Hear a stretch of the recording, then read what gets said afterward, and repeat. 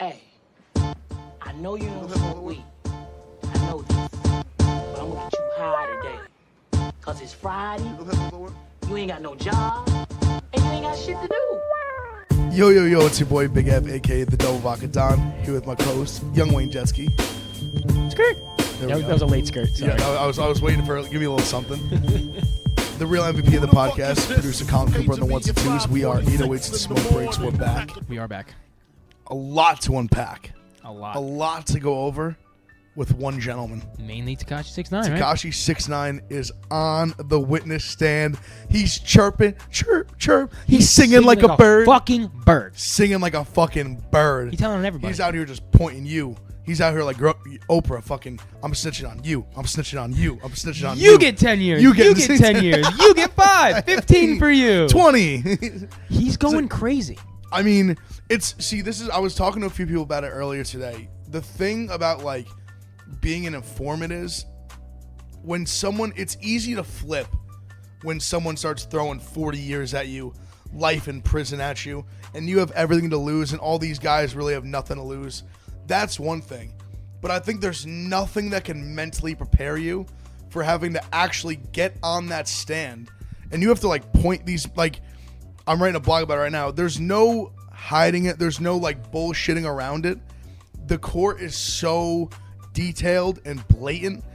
Every single thing is getting hashed out. It's getting ironed out. And documented. I mean, it's documented. It's to the point, I mean, like, when you start the case, you basically have to say, like, oh, like, who's in the gang here? And he has to literally be like, oh, like him, Anthony in the brown suit. Yeah. Him, John in the blue suit. Like, that's how blatant it is. Like, you can't hide that. That man is sitting right there while he's staring death through you.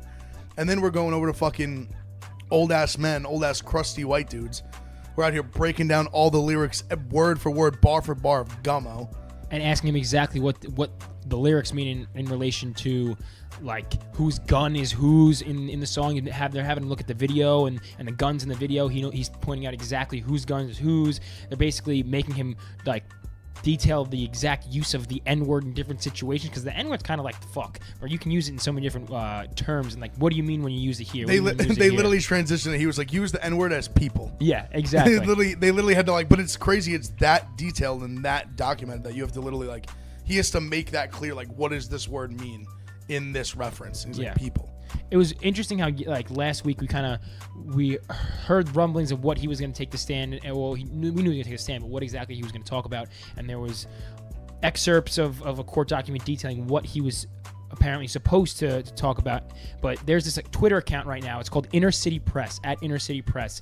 And I don't know if it's someone who is inside the court or someone who has, like, it has to be inside the court. But this guy, Inner City Press, is live tweeting the entire trial, like, minute by minute. He probably has put out, I don't know, it has to be 2,000 tweets, at least in the last 2 days, detailing exactly, it's like verbatim, what is being asked to Tekashi by prosecutors and what he's saying back. And he's going through the fucking Rolodex, starting from how he was approached by the Bloods initially. Basically, someone he met in a bodega said he had a cool look and he could be a rapper, and that was someone who's involved with the gang, introduced him to Shoddy, and that's how he got into the Bloods, and basically affirmed what we said before, that his main role for the gang was to give them, supply them with money to purchase firearms, take care of people behind the wall in jail. And those are things that, like, I expected him to say. I expected him to say, oh, I was supposed to give the gang money. I was supposed to be like a front for them to be able to basically provide for themselves. What I did not expect was all the fingers he's pointing to people not even in the courtroom. He calls out Trippie Redd for being a 5'9" brim blood. All these other like, almost like celebrity figures. He called out not French Montana, but French Montana's bodyguard, basically positioning him as a blood. He's just, like, pulling from everywhere. And now, once again, it's almost like we're getting a little revitalization of Tekashi in the Instagram meme world, because when he was out, he was the meme king, and now all the whole memes of him in the courtroom from last year are coming out, and he's basically getting, like, a second chance to go viral. And there was one I saw that was particularly funny, and it's him in court like this, and they're like, hold on, wait, you need any more? You hear about Antonio Brown or something like that? Like, basically saying that he's going to snitch on anyone and everyone that he can to supply himself with a little bit of leeway to potentially maybe not serve any time. I mean, at this point, with what he's telling, I think he's going to walk after this. I don't know where he's going to walk to. I don't know where he's going to go.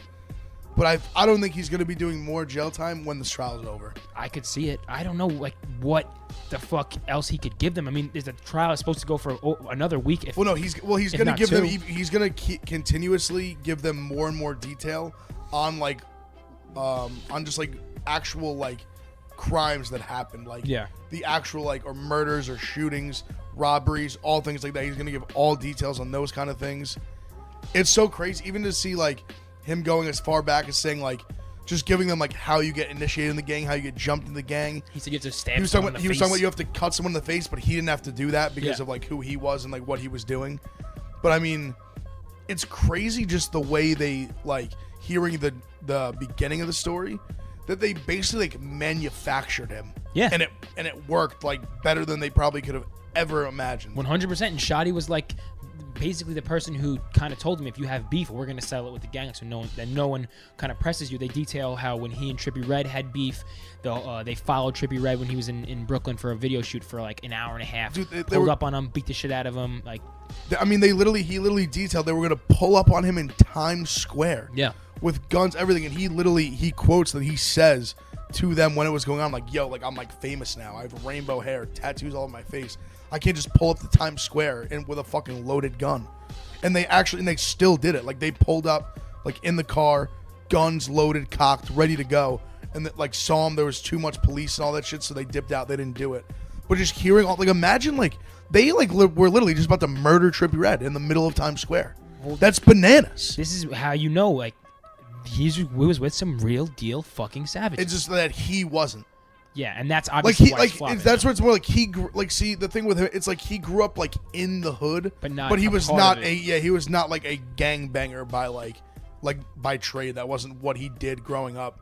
He just kind of like stumbled into it, sort of. But I feel like he kind of got wrapped up in it himself. Oh yeah, he definitely was feeling himself with it. At the end, he was probably freaking out, like, I got myself in too deep. But I mean, you're surrounded by all these people. You feel probably untouchable. You feel like anybody you touch. You said it all the time in his interviews, like, you know my body, no one can touch me. Like, for a small portion of time outside the FBI, he was 100% right. No, but see, here's where you can see the difference. Anyone who hasn't seen it, it's honestly, I'm sure it's probably even crazier to watch it now. Go back and watch the first Breakfast Club interview that he did, where he is talking, let my nuts hang, all this shit, talking crazy, like no one's gonna touch me, like I'm too smart, like I'm too, like I always got security with me, I got people with me. To his second time going in, he's like, fuck all these guys, which was like literally I believe the day or 2 days max before he got picked up for this. And he says in that interview, like, he's like, I don't fuck with anyone anymore. I'm by myself. That was, you could like see how clear it was. He knew shit was about to pop off. And he even said, and I only fear the FBI. He said, I forgot in the FBI. He felt it. He felt it coming. He realized, like you said, he had just gotten in way too deep. The shit was getting out of hand. I'm sure after he was dealing with the shit for so long and he's not about it, he was like, yo, and especially as he's getting bigger and bigger and bigger, and he's realizing, like, I can't keep doing this. No. And then, bang, next day he gets picked up, and here we are. The amount of money, I know in that interview he was talking about how he was getting money taken from ripped off. He details one specific, I guess it was a string of shows where he was supposed to get paid $250,000, and he only kept $185,000, and the rest, that remaining, what is it? I guess $70,000 probably. No, it's $55,000. So he gave $30,000 to one guy and $25,000 to the other guy that they basically demanded from him. Literally just to buy the gang guns. And the gang just needed guns. They needed artillery.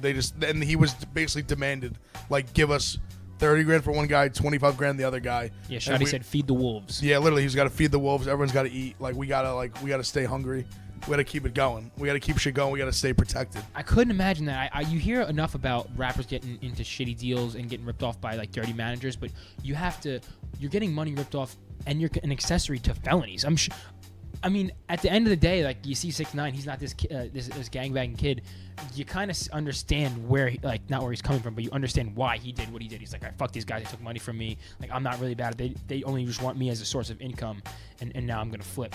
I know you talked about, early on, we first started discussing this, probably like in April, May, what's going to happen with Tekashi, what's going down the road. You're like, I can't wait to see the Tekashi movie, the documentary. This guy's tweets, this deposition that this guy's been tweeting out, the Inner City Press guy, someone could write a script just off that shit alone. Oh, yeah. Like, there's going to be Oh, yeah. No, 100%. it should be, because it's even if it's like not even if it's like a different character and all things, almost kind of like a like movie version of kind of like what Wahlberg did with like Entourage, where it's not like him and his name, but kind of even just do like just the story of like a young kid. Imagine just working in a fucking bodega and some gangbanger just like pulls you aside, like knows you do like music and whatever, and just thinks you have a look, thinks they could do something with you, and then all of a sudden you just turn him into like one of the biggest music people on the planet, like most polarizing characters, all 15-20 million followers on Instagram.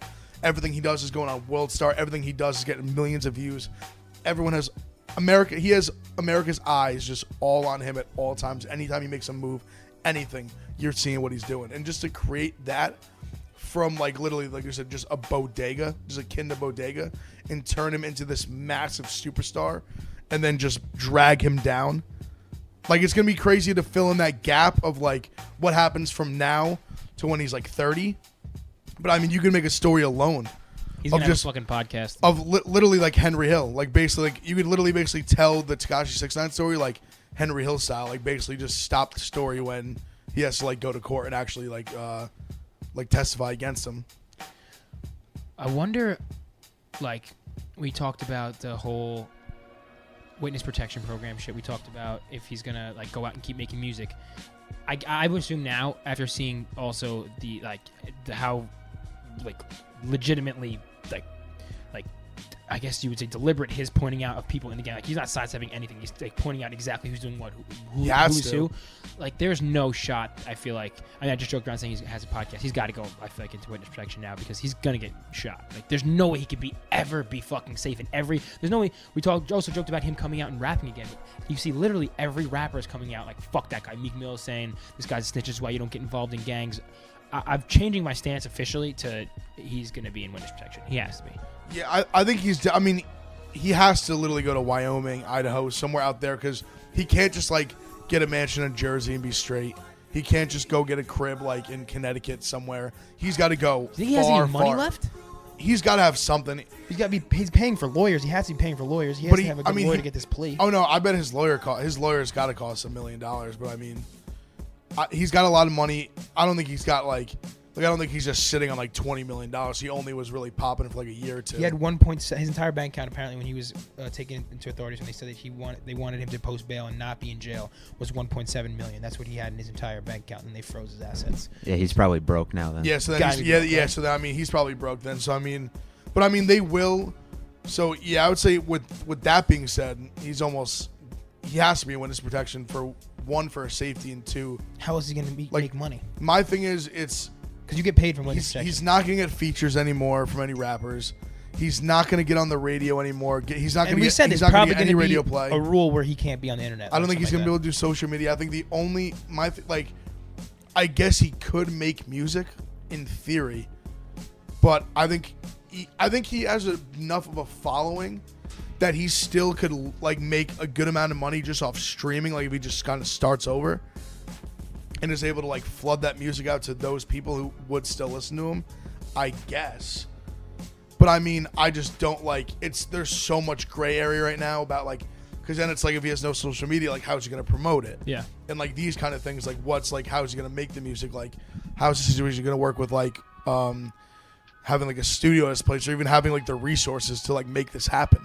There's so many variables right now that are going into it that you can't answer these questions yet.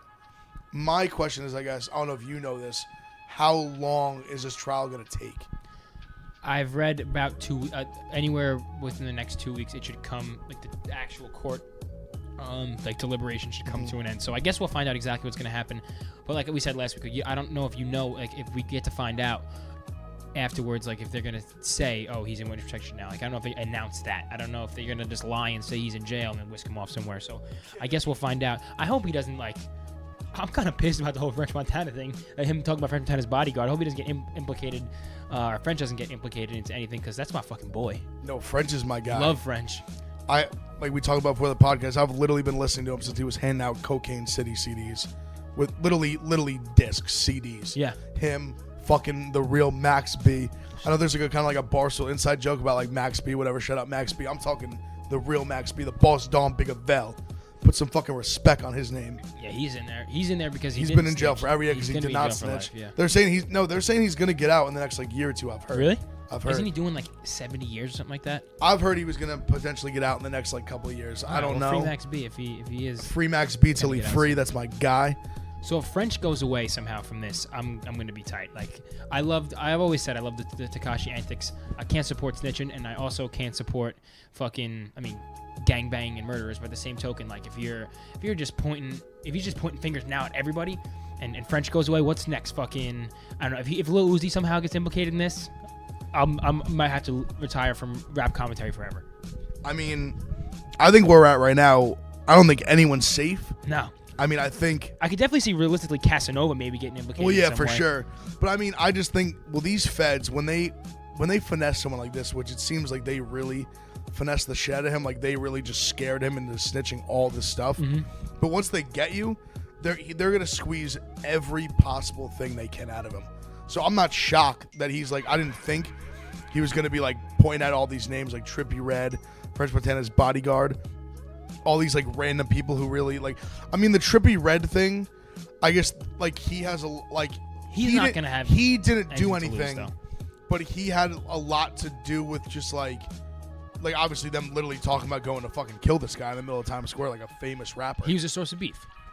And then just and he does have a gang affiliation, but I don't think they can. They're gonna arrest him. I mean, that's gonna be. Oh no, they can't arrest him. Blood. I mean, it's literally.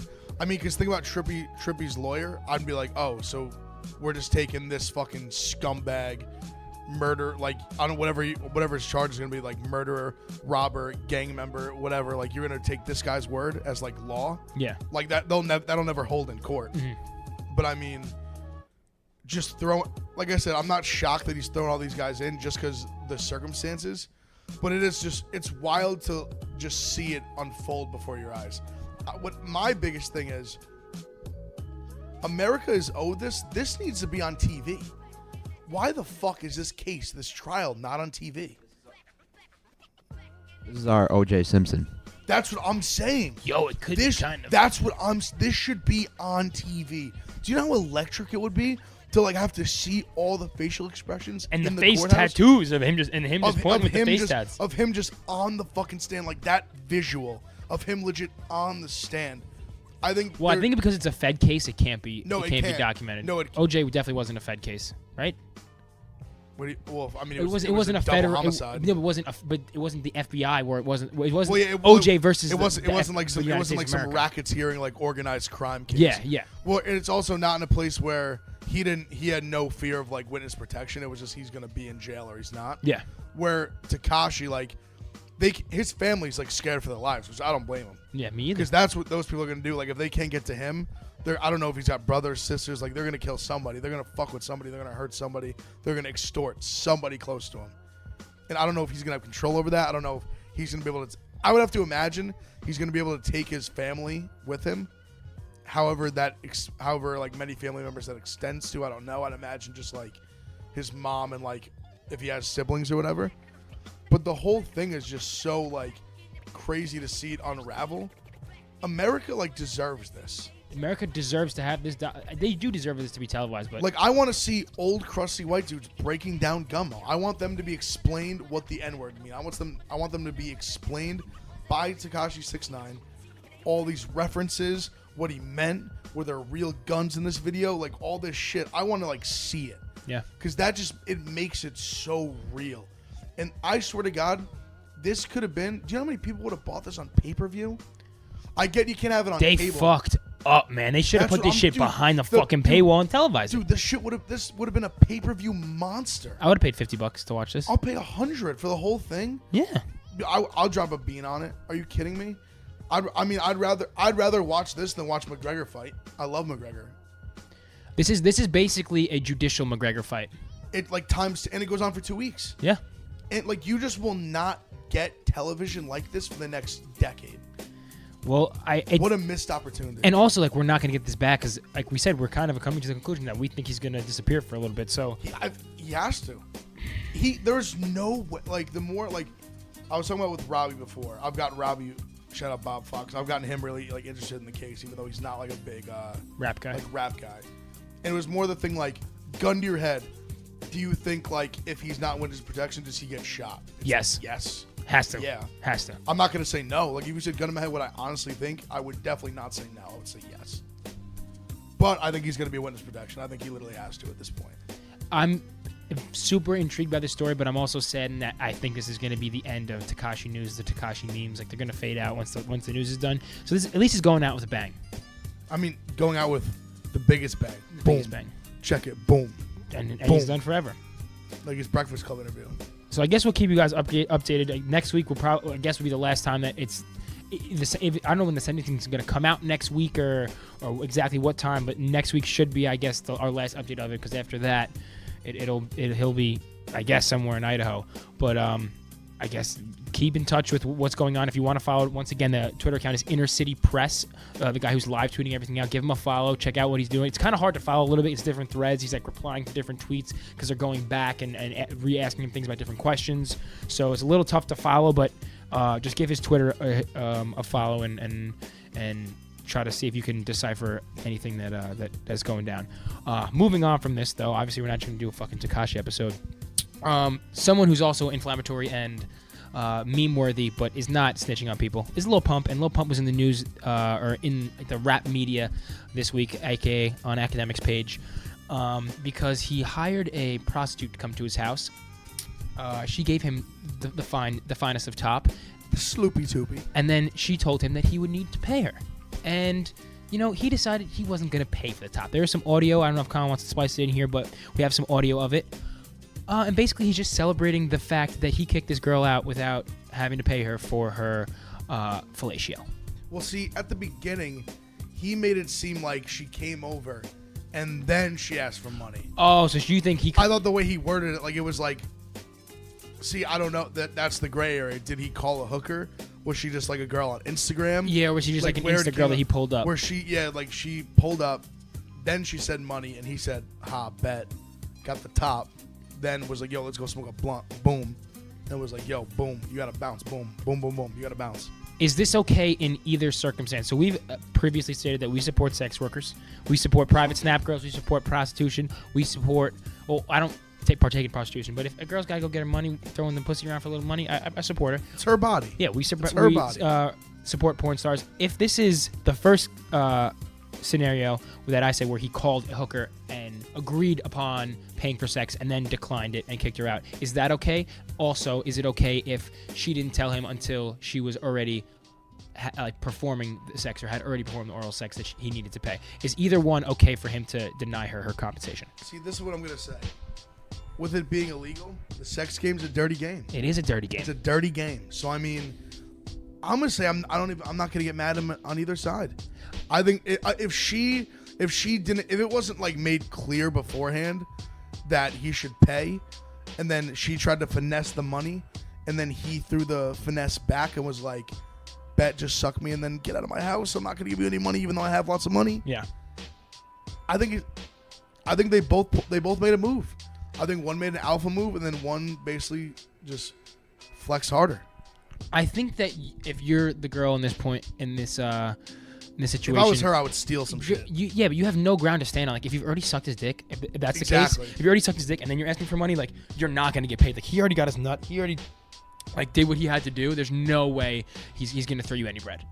And, like, I was just dying just him. And it's fucking Lil Pump. Like, he's going to air you out for it. You got to know that. Oh, yeah. I mean, honestly, it's so crazy. Basically, we're going to spend this large duration of this podcast talking about maybe the two most hated people in the rap game. Yeah, a lot. Well, I think Lil Pump is, like, people in, like, the rap game, actual rappers fuck with Lil Pump just because he's 18, he's rich as fuck, he does what he wants, but I think people, like, in the public don't fuck with Lil Pump because they think his music's trash. No, I would agree with that.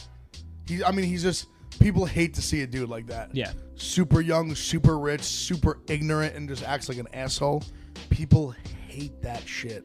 And that's really both of them. Yeah, him and Tekashi. Like, just young, rich, arrogant as fuck.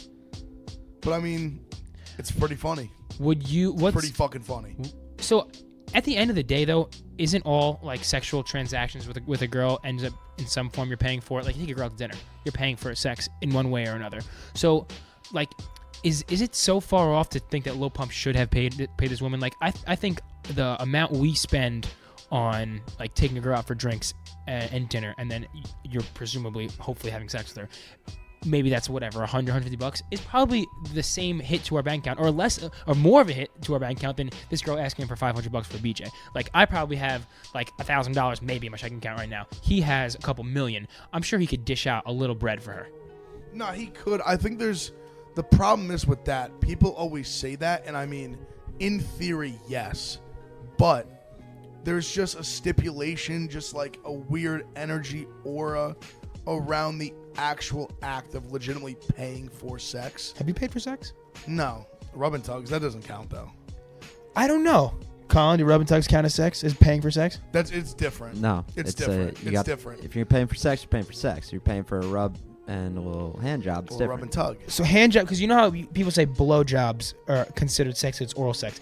Is it like hand job is not sex ever? Never considered any form of sex. It's just like a form of mutual masturbation. Yeah, I think there's what you say oral sex. There's no like phalange sex. See, I would go, because to me the tug is just like the tip afterwards, you know? Yeah. Like, you're paying for the massage and then the tug is what you tip her for. Now, if you want to get like a blow job or something like that, then I would consider that paying for sex. So that's a sexual. Okay, you're paying for Because that's going to cost obviously more than the hand job, but like, I came here for the massage and to get jerked off after. But if she's like, all right, do you want more? Do you want for a blow job, or do you want to fuck me? Then it's like, all right, yeah, that's paying for I sex. almost feel like, though, if you come, at any point, if you come and you're paying, like during a transaction where you're paying, it's kind of got to be considered sex.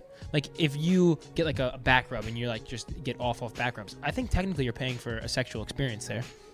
Yeah, I mean, if you could just nut off a back rub, I mean, God bless you.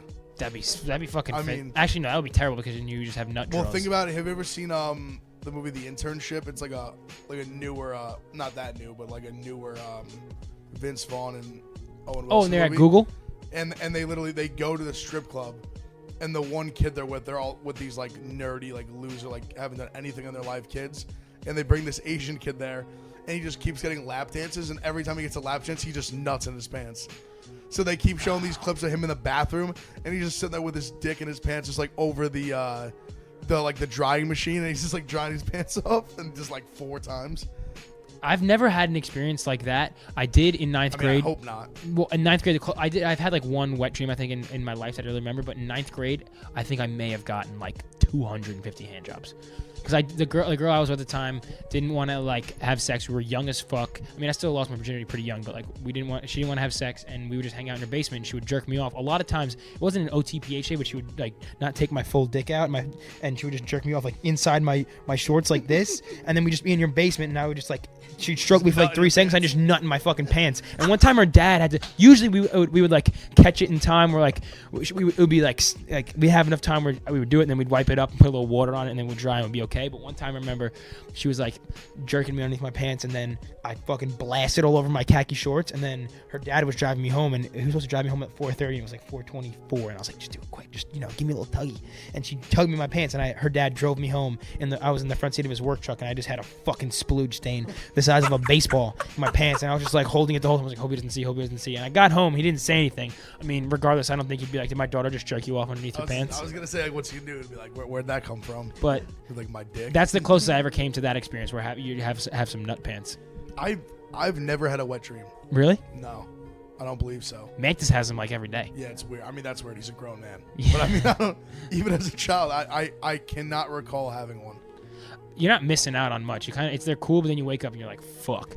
Yeah, it's crazy because like you don't actually necessarily dream like you're having sex or something. You could be in like a different situation where you're just like I'm not gonna lie, I've done it when I was younger. This isn't nutting, but like pissed my bed before, where I was in like a military and we were in this battle and I was shooting. It was just me like pissing. Oh, you pissed? I thought you meant coming. I was like, no. I was like, what the fuck? Do you have some type of like murder fetish? No, I've totally done that before in my dreams, like pissed. Like you just got out of like a bar or something in your dream, and your bladder's so full, and you're like, you take your dick out in your dream to piss. You're like, and you're like, no, I'm pissing in real life. And then you're like, fuck, I gotta clean the sheets. It happened to me a couple of times in college, and one time I actually have to reveal something. So there was I'm not 100% sure this really happened, but I'm pretty sure that like I can come out clean and admit that it was me. When I was a freshman in college, I had like a forced triple, so it was really tight in our room. It was me and 2 other kids I played lacrosse with, and one kid woke up. My bottom bunk roommate Connor woke up, and he had like what he thought was sweat all over his shirt and pants and stuff, and like he was like, "Oh, dude, I was sweating like crazy in my sleep last night." And I was like, "Yeah, that's weird." And I woke up. I was on the top bunk, and I was like, "Yeah, whatever. It's like no big deal. Not thinking anything of it." And then I went over to my drawers like 3 days later, and I guess it was probably that happened on a Friday when he thought he like had just sweat profusely in his dreams. And I opened up my drawer, and one of my drawers, my desk was just filled with like an inch of piss. And then I went to open the other drawer on top of it, and I had all my Xbox games. And there was no pee in that drawer. But then I opened up the Xbox games, and there was like a layer of pee in every single one. So I guess I peed in that drawer or something, and it went through the Xbox games. So there's either two things that happened. Either he pissed himself that night, and somehow in the same weekend, perhaps that same night, I got out of bed and pissed all over my drawers and on my Xbox games. Or I got out of bed, pissed all over him, then went over to my drawers and pissed in my drawers. To this day, when we've discussed it, I always tell him, like, dude, no, you pissed on yourself, and then I pissed in my drawers. It just happened to happen the same night. But I really feel like that's unlikely, and I probably pissed on Connor, and I'm really sorry, It's more Connor. than unlikely. That's just not what happened. I definitely pissed on him. He's a great guy, too, so... You peed on him. But is it like you pissed through your bed, or you like pulled out your dick and like legit just pissed on him? No, I definitely pulled out my dick and just pissed on him. I mean, he must have been hammered to just not wake up. We were both. I mean, You're just getting just pissed we were on. We were you're just dead 18. asleep? It was like our first semester at college where we had been like away from home. It was our first time, like that, where you could really get fucked up, you're and getting, there's like belligerent, and your mom ignorantly cannot drunk. know you, like has no way of knowing what you're doing. So it was one of those scenarios. But I just remember like him saying it, and on like Sunday, I opened up my drawers. I was like, well, there's piss all over my drawers, and it was all of my textbooks too. Like I had to like blow dry my textbooks out because they were covered in piss. Like. I'm very glad I'm past this stage in my life because it also happened other times. I remember I was at my house one time. My mom, that same summer or that following summer, I was peeing in my sister's closet, and my mom was like, "Kevin, what the hell are you doing?" And I was like, "I'm peeing." And she's like, "You're in your sister's closet," and I just pissed all over my sister's like beach clothes, and that was When you were fucked up. wasted? Yeah, I was blacked out. So I'm really glad I'm past that point in my life. But I definitely have had many a dream where I feel like I'm pissing in real life, or pissing in my dream, and I end up pissing in real life. I think everyone's done that. Literally everyone. Yeah. At some point in your life, you've thought you pulled your dick out pissing, and then you literally just realize you're just pissing all over your bed. At this point in my life, though, I'd rather a wet dream than peeing because there's more cleanup. Yeah, I mean, I don't even know what a wet dream's like. I almost feel like I missed out. We could definitely like figure out a way you could have one. I don't want to really be involved physically in the process, but there's a way that you can mentally train yourself. If I just basically just didn't jerk off for like 2 months. Yeah, but we I was tried just, that, like, and nut in then my we sleep. all lasted like 4 days. I think that's why it I know happens that's to not Mantis See, so it's just much. not gonna he happen. doesn't jerk it. No, not that. Just because like he's never actually had the act of sex before, so I think it's something like. Yeah, but I feel like mentally. that wouldn't matter unless if you've like jerked off a bunch of times. Like I feel like at the end of the day, like it's like you're still like you're ejaculating. Yeah. Like I feel like in terms of like your body, I feel like there can't be like much difference. It's great. Besides the cleanup, it's like euphoric. I think they might have to do anything. Yeah, you're sleeping. You're just like. Just caught a nut. And then, but then that looks like then when if your parents like wash your sheets or check them in the hamper, like God damn, this kid fucked up. Well, I mean. Yeah, I remember that. You got to do your own laundry that on was that like day. at that point, on yeah. that day. That's probably the first time I ever shaved my pubes, and I shaved them in the shower. And my dad was just like, "Yo, like, you definitely shaved your pubes," and I was like, "Nah, like I shaved my face." And he was like, "No, you didn't. You don't have any hair in your face." Like, That's and fucked you're up. just like, yeah. I was so like oppressed that I didn't have pubes back. Like when I hit puberty late and everyone else had like armpit hair and pubes, and I would just like refuse to like not take my shirt off at the beach, but I would like keep my arms tucked and like not show anybody that I didn't have armpit hair. I was so self-conscious of it, and now like I have fucking shrubs of hair underneath my Dude, armpits. it's crazy. And I wish that I'd never got it. I wish I was just a fucking sleek little baby seal. That's how I feel with like my facial hair. Like it's a blessing and a curse to just have like a beard. Like I mean, now I'm just full beard guy. I haven't not had a beard in a long time. But there's like a weird thing of just having to like upkeep it. It sucks. Yeah. But I remember being in modified basketball, and kids were literally getting like shamed for not having pubes. I was one of those kids that got shamed. I got shamed for not being able to nut. One of my he's still one of my good friends now. Shout out my guy Winsky.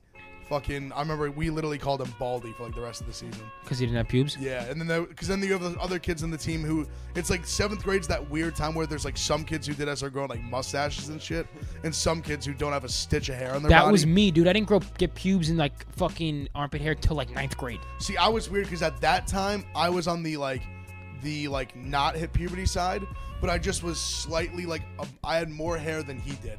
So And just you were in safe. general, so I was like safe, and mine was dark. He was like blonde, so he just was like bald. That's blonde, how I was, dog.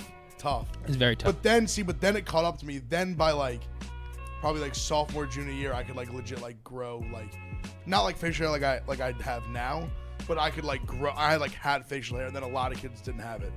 I was that exact same kid, and my buddy James used to always fucking torture me. Like, you're never gonna be tall, you're never gonna have armpit hair, you're never gonna have pubes, you're gonna be little your whole life, and now you're 5'6" and I'm 6'1", suck my balls. See, that's what happens. All the kids that are 5'6" then, they're still 5'6" now. Yeah, but they hit And the the kids puberty that were curve. like 5'3" are like 6'1". And all those kids were like fucking, they look like human Geo dudes. They were ripped up. All those kids that hit puberty early, and I remember like a couple kids who were like in 8th grade. I was in like the kids on my 8th grade football team when my modified football team when I was in 7th grade. They were 8th grade. The 8th graders were like, yeah, I just fucked my girlfriend in the ass. And I'm like, bro, I don't even know if I can come. And you're like having sex with girls. You're having anal. Do you remember the first time you like jerked off and like nutted? Yep. Yeah. It was like a fucking. It I'll was never forget. barely anything came out. It was like a little fucking. It's clear. It was like when It's such a when you try to miraculous blow feeling. a bubble with like orbit and like not a lot comes out. It was like that. It was like a little bubble of a little half bubble I pop. remember I definitely jerked off when I was not able to come. Oh, me too, 100%. And then somehow one day it just happened. And I remember having that moment of just being like, did I do it? Like, did I come? It was the greatest feeling ever because you'd never felt it. And then before. literally, it was like and then amazing. And then after that, like every other day, I was just like fucking bottles of Vaseline. Yeah. I remember literally Pumping dry literally loads. like literally humping the bottle of Vaseline. That's fucking weird. Yo, I was the first time jerking, and that's for all the young listeners out there. Back in 7th, 8th grade, that's like I didn't have a cell phone until I was like 8th grade. That's off the mental. That's literally off like stealing your dad's nudie mags, and you're sitting there looking at like these big tits and like all the girls back then, not like huge bush. They all got the hair or whatever. You're just sitting there just jerking off with Vaseline. The cleanup in Vaseline is insane. I haven't jerked off Vaseline in years. It's ridiculous. Very viscous. I remember I literally had like the little tub and I literally tried fucking it. Like I literally was like, yo, like if I can rub all this and it feels good, like if I could just stick my dick through it, like it's literally just fucking Vaseline. Mine was we had like the computer in the basement, so I'd be like watching videos, and then you could hear whoever was walking above if they're coming to the basement or not. So you'd be like, "Oh, fucking hurry up!" Mom, I'm coming. I know it all too well. This is another throwback to our first episodes when we just kept talking about jerking off. So I'm going to transition to a new topic. Fucking DJ Vlad, who's kind of like a mainstay in hip hop media right now, always interviews everybody. Always gets called the cops for getting people to self snitch. Interviewed Public Enemy hype man. Everyone fucking knows him. Flava Flav. Kind of talking about the rise of Public Enemy, what it was like, kind of being the forefront of like new age rebellious hip hop in the 80s and 90s, and then they started getting into Flav's own career outside of rap and how he was on like reality TV, all that. I mean, during that, he kind of details like that was when his drug habit was at its worst and how he was super involved in drugs. And Flava Flav details that when he was at the height of his drug habit, he was spending $2,500 a day. For 6 years, he did this on cocaine and crack. And I just did the mental math. No, I didn't do the mental math. I obviously use a fucking calculator. That's over 6 years, $2,500 a day is $6 million in crack and cocaine. That is fucking insane. I can't believe that this man is still alive. Shout out Flava Flav, but it fucking makes sense. I mean, it's a lot of crack. It's a lot of crack. A lot of crack. What if you had to pile $6 million worth of crack rock up like into the air, into a structure? Do you think you can make you could probably make like a small brownstone, right? A house? No, not a house. Maybe a one-story studio. Maybe a studio. You can fill a studio apartment with $6 million of crack. I don't even know what like an ounce of crack looks like. Well, okay. Let's think about it in terms of a kilo of cocaine. Brick. So what is a brick worth right now? Do we know? Probably like. Can we give a YouTube? Can we give a Google? Let's see. All right, so here it says New York City. I'm on narcoticnews.com, and they have each state apparently. If you click on it, they'll reveal the prices of a kilo of cocaine. So right now, 1 kilogram of cocaine is between $25,000 and $34,000. Let's go. See, that makes me feel good because I was gonna say 30 racks. You were starting to say 30 racks. I was So about you to weren't say, I was weren't about to far say off. 30. So that's literally in the sweet spot. I'm right in the middle. Okay, so let's do 6 million divided by 34,000. And that's on the high end. He ain't paying that. I'm saying go 30 because I think less in that much bulk we're going less. We're getting a good deal. And Flava Flav, you think he's paying like the highest price? Probably not. So we'll go Definitely 30,000. So that's 200. That's 200 kilos of cocaine essentially that he did in 6 years. We're But you have to talking think bricks. about, that's not like selling. That's you just like In doing snorting. yourself. Like you snorting with you and your people. Okay, so we're saying There's a big difference between just like dishing them and like you consuming that much. That's insane. Okay, so this room right here, I think we could fill it like 200 bricks. 200 bricks. A brick is like size wise, like maybe No, I mean 12 it by- This whole room? No, not even close. Yeah, Are you no way. kidding me? It would be like That's just a- like it would here. literally. I think we could A get it all in closet? we could get it in this corner right here Easily. between these couches. So what did he do? He did like a pantry, a kitchen pantry's worth of cocaine in his. Yeah, probably more than that. I'll say more than a kitchen pantry. I'll say more like a I'll say like a cabinet's worth. One cabinet for 200 bricks? No, I'm saying like a big. Like I'm not saying like I probably shouldn't use the word cabinet. I'm saying more like a big like. I guess pantry. Well, I guess it's kind of a pantry. I guess like a really big pantry, you could say. I'll give him one like a crawl space worth. So if someone has a crawl space in their house, It's like your friend with the good snack cabinet pantry. Yeah. Yep, there you go. There we go. That's the way. Yeah. That snack cabinet was like what I was thinking of when I was thinking pantry. That's like your rich friend who had like the fat snack cabinet. I had a kid like that when I went to. I had a specific one in mind, and they were super rich. They were a kid I went to Catholic school with. They used to have crazy parties, and their pantry is insane. Every snack any good snack that's like ever been created, they have like 5 boxes of it.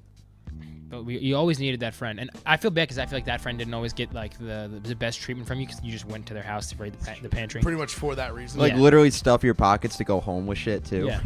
I mean, you would just be like hyped to go there because you'd be like, "Yo, like it's gonna be lit over there." Like So imagine they're that gonna have pantry. hella alcohol. They're gonna have hella snacks. Imagine that pantry, but it was just filled with blow. That's what Flava Flav put in his nose. That's a fucking lot of cocaine, dude. To do by yourself. I mean, this is all speculation, but that's fucking nuts. I don't know how this man's still alive. I always say you can't afford to do enough cocaine to kill you, but at that rate, you definitely can if you have that much bread. I mean, if you definitely, I think you should just retract your whole first statement altogether.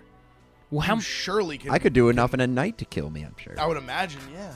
I mean, cocaine. Like if you had like I feel like really good cocaine. I feel like you see people like do it. But people don't like overdose. Well, their heart just explodes. But now it's all because it's like cut with fentanyl. But I don't know the last time I heard someone overdose of actual cocaine. Like it was cocaine, pure cocaine. It's related all injury. cut with shit now. Yeah, but I mean, You pull like a fucking Len Bias, and Yeah. just do a couple hits of fucking raw fish scale.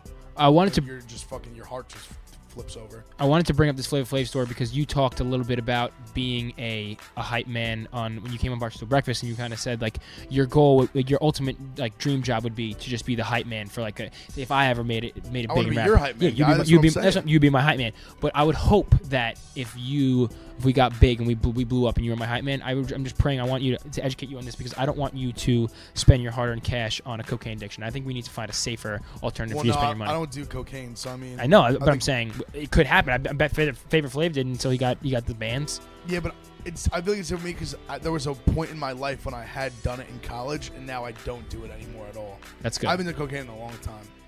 I don't really plan on either. I'm just over it. When I stopped, I was just over it. It's so much money. It's like not worth like. I feel like I'd always feel weird. Like you just feel like I don't know. Makes you poop your I pants. never had fun. Like I feel like I always had less fun when I didn't do it. So And- I just woke up one day, I had an epiphany. I was like, yo, like, why do I even do this shit? There's not even like a point. And then I just haven't done it since.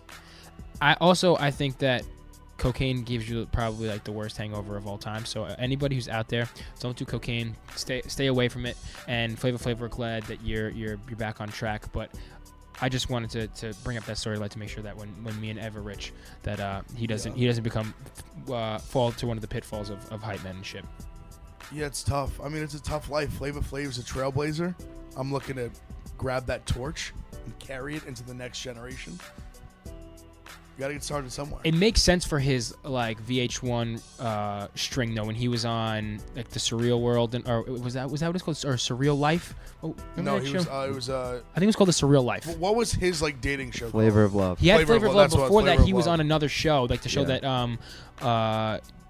the fucking guy with who's the ugly dude who's a porn star. He had a fucking hog though. Ron Jeremy. Ron Jeremy was on it. I think it was the Surreal Life. I think it was the Real Life. No, because there was the Real Real World on World, MTV. yeah. I think that theirs was the Surreal Life. Where it was like kind of like dated celebrities who lived in a house. Yeah. You remember what I'm talking about? no, I Janice never even heard Dickinson of it. was on it. Yeah, it was something like that. Who else was on it? Janice Dickinson. She was like a supermodel, but she's one of the girls actually Bill Cosby apparently like raped. Oh yikes! I don't even know who that is honestly. But during that time, I think it was during like the height of cocaine days.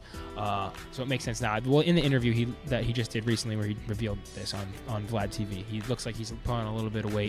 He's looking good. Shout out Flava Flav. I mean, think he was doing Flavor of Love, and he literally looked like a crackhead, and all these girls Because he wanted was to a suck- crackhead. They wanted to suck the skin off his dick. Cocaine's a powerful drug. God Money's a powerful bless drug. him. God bless Flavor Flav. That's my guy. I'm glad he's.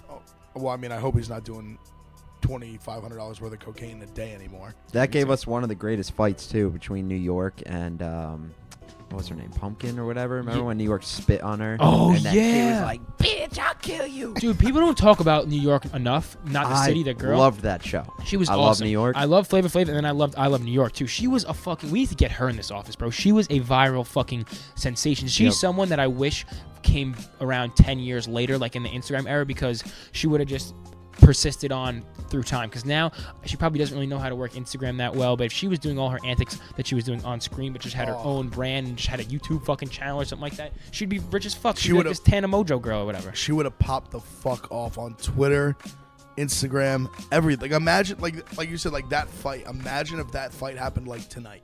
On like IG Like Live or it something would like go. that. I'm saying just like it got posted on Twitter, it would go insane.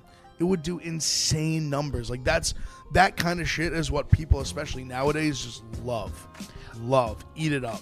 Do you think maybe if we did have World Star back then and we had Instagram, that maybe shit like that wouldn't have been as big then? Because It was huge though. It was just we were watching it on MTV rather than watching it on our phones. Yeah. So we're But watching now on we have VH1. so much of an outlet for like girl fights, fuck shit, like in our faces all the time, like desensitized to it. And I think we kind of miss out, and we take for granted how good it is when we have a really good girl fight. When there's a really good like brawl between some ratchet ass chicks inside a strip club or some shit like that. See, there may be some numbness factor to it, but the truly elite fights will still be elite and they will show. Like Sharkeisha. Like Sharkeisha, no kicking. Like they will, like those elite fights will still go viral because the internet doesn't lie. If the internet likes something, it likes something, and that's what it is. We had a lot of good meme references. I just realized today. A ton. The Sharkeisha. What do we start with? Terry, back it up, Terry. Terry, put it in reverse, Terry. Oh Lord. We definitely should keep bringing back the meme narration of the week. We're just gonna, with no context, just narrate a meme as a cold open. We'll do a meme segment. Dude, I'm all about the memes. I'll talk about memes all day long. Meme. Probably not the best radio, but fuck it. Young meme gods. Yeah, memes. No, we'll do like a video segment. Yeah, talking memes is not the greatest for fucking. We're just talking memes. for an audio medium. We'll do a video That's what segment. PMT does. They do like verbal memes. Yeah, But they're much better. I'm not a good meme maker. I like consuming memes. I like to consume memes. I used to run a meme page back in the day, so maybe I'll come back to it. I'm trying to get. I should make our Instagram just into a fucking meme page. That's how you get popping nowadays. Facts. Should we get into some tracks, or one Yeah. track in particular? Give him the slap. All right, so the slap of the week. This track is actually not technically a real song.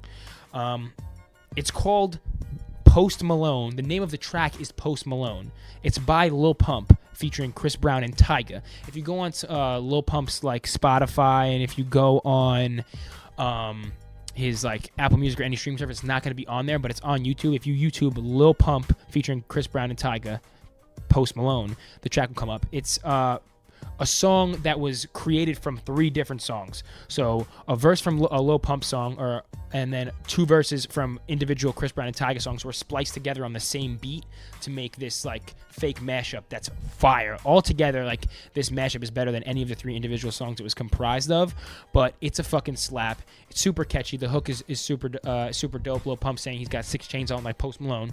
Not a whole lot of lyricism on Lil Pump's part, but he rides the beat, or whoever put it together makes him ride the beat. Super cool mashup. And it was produced by Fanico, and this guy DJ Icy posted it on his track. So posted on his YouTube page rather. So this used to be a big thing back in the day, like Super Mash Bros. I remember back when I was getting into like the mixtape wave, like these guys Super Mash Bros used to release a yearly mix that was just like 10 different songs, but it was the instrumental from one song, the lyrics from another. Just kind of like an ode to that. I think it's super cool. I feel like people aren't doing this anymore. Some guy took it upon himself to isolate the instrumental and acapella from a bunch of different songs and put it together. So go check that out. It's called Post Malone by Lil Pump, essentially, but not a real song. But if you do your YouTube, you can find it out. It'll be a good slot to put on a party, and people will be like, "What the hell is this song?" And you can, no one else is gonna be able to have it on their playlist. So I got a couple ads too. One that just dropped I really like a lot. Jack Harlow, Heavy Hitter. Shout out Jack Harlow. Big fan of Jack Harlow. I would be honest, like Mantis kind of put me on him in a way. Like I would start seeing him around a little bit, and then I just would see Mantis post him a lot. I think what really put me on to him was that Mall Map song. I don't know if I've heard that one. I know. It's the one you and Mantis did the dance video to it.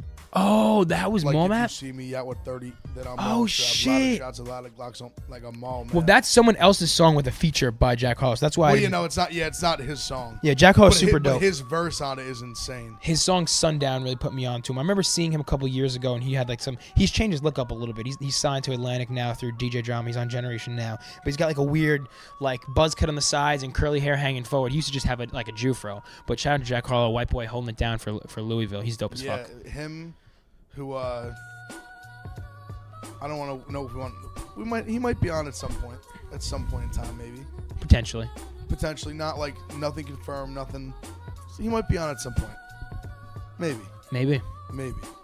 And another one, this has been out for a little bit, but off I Love You Teka, that song Amigo has been in my head nonstop. It's so fire. From Lil Tecca's album? Yeah, from his album. The whole thing's what is it fire. called? We Love You Teka. We Love You Teka. We Love You Teka. Right? Yep, that's the name of the album. Lil Tecca's the song fucking Amigo, big fan. debut album. I think he sold like 70K, and for a 16-year-old in their first week of a debut project, that's fucking awesome. And he's really just kind of like starting to break the surface of mainstream Into now being a star. That's what I'm saying. Like he's just starting to just break. Like I think the next year for him is going to be just like astronomical growth. But like right now, he's just starting to break that. Like people that like aren't big music heads are starting to like know who he is. Yeah. He's like that. Ransom is on all like the top like It's in the Spotify stratosphere. It's outta playlists, here. all the top like playlists, charts, Spotify, all that shit. Like on the, cause I know my one friend when I saw it, because I know he's not into rap like that at all. Like he listens to rap music, but he's definitely not like someone who keeps his ear to the streets, like pays attention to this shit. Mm-hmm. Excuse me. And then when it came on in his car, off the Spotify playlist, and he was like, "I love this song." I was like, "Yo," I was like, "Here he comes." I was like, "Here now." He's like really coming. I'm excited for that. So those are your slaps of the week. Lil Pump, Post Malone, Heavy Hitter, Jack Harlow, and Amigo by Lil Tecca. So go stream that shit. Check it out. Check in back with us next week, obviously, for an update on Tekashi. Check out Inner City Press, the Twitter account for any live updates of the trial. It's going to be happening every day, and there's obviously going to be shit we're going to miss when we do it next week because, I mean, the trial is happening every day this week and every day next week. So when we touch back in next week, it'll be a recap of the last 7 days. So make sure you keep your ears to the streets for that because I think that's going to be the biggest news in hip hop, at least for the next week. Just all the shit that's happening around it, and just how there is this dude Inner City Press, who's literally just has word for word, quote for quote, everything that's going on. Like we're talking not even just quotes, like movements too. We should try to get that guy in for an interview somehow. Have him talk about it. Imagine. We could DM him. I mean, he's just a regular guy. So I feel like his DMs have got to be exploding. Yeah, he's gained like 40,000. He's now at the point where he's just my one-stop shop for like when I just want to like at the end of the day, like I'm gonna do it after we record this, like later on. I'm gonna read all the shit that happened today. Yeah. I read all the shit that happened yesterday. Today. It's just like it's crazy. Like when you get to, especially the first day, when you get to where it says like, all right, like Daniel Hernandez is now stepping to the stand. He's in like blue, like inmate clothes or whatever it says, and then it just starts from there. It just. Yeah, it's not even just quotes, like you said. Going. It's literally what's going on in the courtroom in real time. So obviously he's sitting in the courtroom and tweaking this out. So hopefully he doesn't get caught. But maybe it's allowed. If he's been doing it for 2 days, and at the rate he's been doing it, he must be either allowed to. Because I feel like if it happened for a whole day, now it's been like 48 hours of him just tweeting the shit nonstop. I feel like it's either one, it's got to be okay, or two, like they're not. I mean, maybe they could catch him eventually, but I just couldn't imagine a scenario where he's been getting away with this like this whole time, these last 2 days, and no one's done anything to stop it or like shut down the account or anything like that. I agree. Good episode. We ran through it fast, but we gotta do what we gotta do. You know. See now I've seen the sketch too. I really just want to see I want to see 6ix9ine on the stand. I want video content. That's what I want. Buddha Ben hit me up and he's like, you and Big Ev need to try to get press passes into Tekashi's fucking trial. I was like, dude, I don't know if that's gonna happen. He's like, Complex is in there. I was like, there's no way Complex was in the courtroom. But I mean, they have all they're the proceedings. getting They're probably info. getting it from him, to be honest with you, from the Intercity Press guy. I think so too. Because everyone like no jumpers, I think his shit. Complex was the first big publication who posted the sketch. Yeah. The actual sketch of him like on the stand. It's still crazy that they like do these sketches. Yeah. Like it was cool to see it, but then at the same time it's like, yo, like I can imagine like him painting that picture isn't really painting a picture that I didn't already have in my head. Yeah, but you gotta do it in real time. That's pretty impressive. Being No, it's sketch impressive. artist I'm just saying impressive. it's like crazy that I feel like it's such like a 1940s thing. Yeah, like why not just Like, take a fucking picture? Why are we like we might as well just take a picture. The trial is in Manhattan, so I'll see what I can do. We could try to go down. I mean, we could camp outside. I know that the courthouse is, but like, I don't know. I wonder how he goes. You think he walks in and out of the building like through like I can't imagine he walks. No, probably not. Well, he's in absolutely jail. not. But I mean, oh yeah, he's in jail, so there's no way he walks through the main. Like they bring him in through. There's- It's actually crazy. I've been in jail and went to court. It's There's pretty wild. definitely a back entrance that they're gonna like No, shuffle they him do through. that. Yeah. So when I was in jail and they brought me to court, they literally bring you to like you're in like they bring you in like the police like van, and they have almost like a garage type thing because they gotta open it up for you, like they let you pull in, it closes behind you, go in, like then you're like chained up and shit. Damn, Shitty. it's fucked. I was in shackles. It was crazy. Well, stay out of jail, guys. Thanks for tuning in. This was 808 and Smoke Breaks. Stay out of jail. Make sure you stay on our socials, though. Stay on Instagram. Stay on Twitter at 808 Smoke Breaks. Subscribe. Rate us fucking 5 stars. Unsubscribe. Resubscribe. Stay subscribed. Leave a fucking review. That's all you got to Leave do. that review, yeah. Show us love. Show us love, baby. 5 stars. Peace.